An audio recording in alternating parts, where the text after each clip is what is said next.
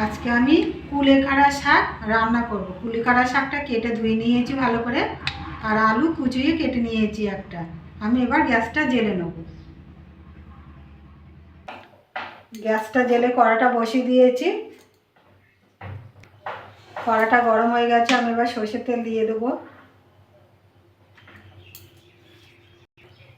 তেলটা গরম হয়ে গেছে, আমি পাঁচফোড়ন দিয়ে দেবো।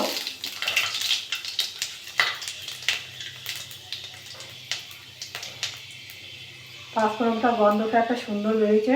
পাঁচফোড়নটা ভালো হয়ে গেছে, আমি রসুন কুচি দিয়ে দেবো। কাঁচা লঙ্কা পাতা দিয়ে দেবো, আর পেঁয়াজ দিয়ে দেবো।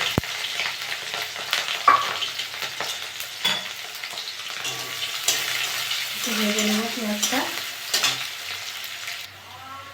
পেঁয়াজটা একটু ভেজে নিয়েছি, এবার আলু আর শাকগুলো দিয়ে দেবো।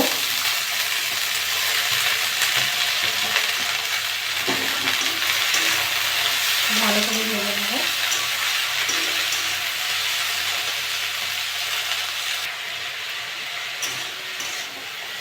শাকের মধ্যে লবণ আর হলুদ দিয়ে দেবো। হলুদ দিয়ে দেবো,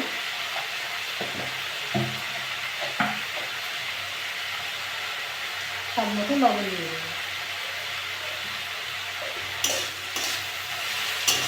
এই শাকটা বিশাল উপকারী শাক।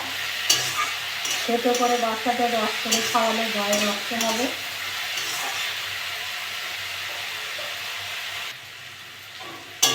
শাকের আলুগুলো সিদ্ধ হয়ে গেছে, সামান্য একটু চিনি দিয়ে দেবো।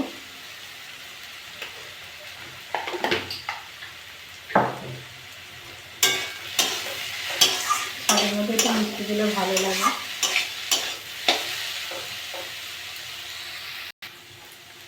শাকটা আমার হয়ে গেছে, আমি এবার নামিয়ে নেব।